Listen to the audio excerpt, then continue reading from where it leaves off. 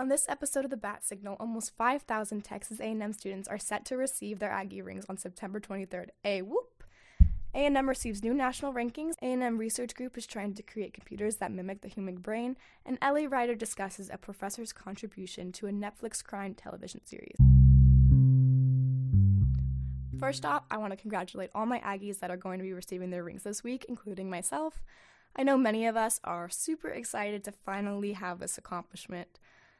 Ring Day ceremony is set to take place all day Friday, September 23rd, and over 4,400 Aggies will be receiving their rings at Clayton W. Williams Jr. Alumni Center, with festivities set to take place in the newly opened Aggie Park.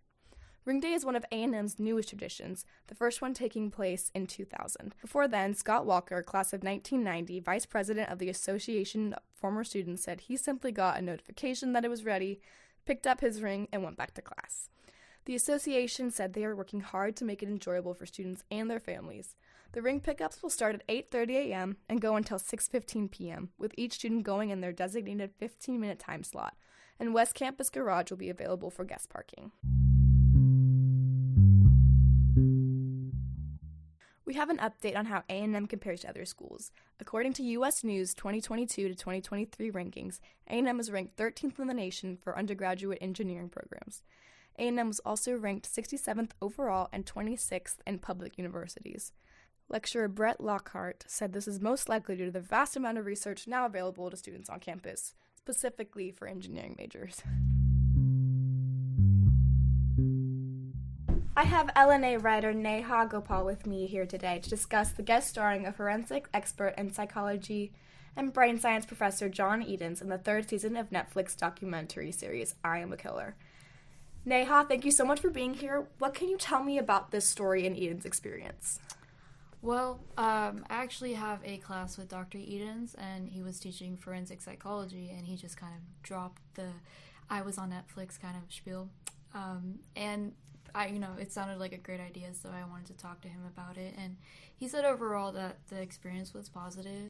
He thought that he seemed a bit too sympathetic towards, the subject he was talking about, but overall I think it was a good experience for him. Was he giving an actual lecture during this filming? Oh no, that was like a fake lecture. He kind of told his students he'll get everybody pizza, so that's how he kind of paid for the students there. But it was just like a fake lecture, and he was kind of nervous about it. But yeah. Gotcha. What does Eden specialize in? He is a clinical forensic psychology. That's his specialty. I don't think he's practicing anymore, so right now he's a professor at A&M, obviously. So. And he felt like the overall experience was good. Did he have any complaints that he mentioned? The one complaint I would say is that he expressed that the show made him seem a bit more sympathetic towards the subject, like they were talking about, because he kept giving very ambiguous answers as to not offend anybody. I think he was a little worried about that. But once he said that one thing they wanted him to say, then, they put that in the show. Perfect. Is there anything else that you would like to share about the story or anything else that you might think might be important? The series is actually, it kind of just took off. And students actually saw it and was like, hey, I think that's my professor. But I think it's the latest season is episode 3. That's where he's on, and it's an interesting Netflix series, so definitely check it out. Perfect. Thank you so much for being on here. Next up, a new A&M research group is brainstorming ways to make computers mimic human brain functions. For the first time since its 13th-year program, A&M is leading a new U.S. Department of Energy. This program is being funded by Energy Frontier Research Center, also known as EFRC. The group is investigating ways for computers to mimic the human brain in order to process information quickly and efficiently. Professor of Mechanical Engineering Matt Farr, a member of the EFRC, said that in order to increase a computer's ability to process information, they have to work to improve the most basic and fundamental part of the computer, that part being silicon chips. Otherwise, technology advancement may soon have a halt in progression and reach a mechanical limit in its effectiveness. One of the professors leading the research group, Sarbajit Banerjee, professor of chemistry and materials science and engineering, said that in order to push past the limits of the current silicon chip technology, he is taking inspiration from nature's best computer, the human brain.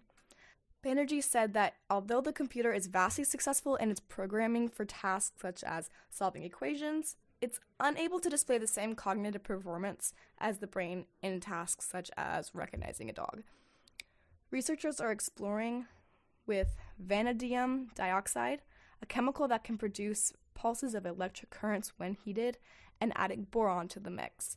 These combined materials store information on the time it took to cool down after a pulse. This mimics how the brain remembers the electrical signals that pass through them.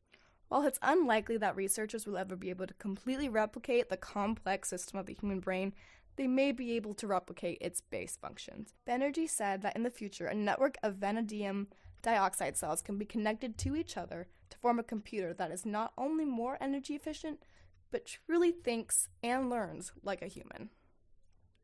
Okay, well, that is all that we have for this week.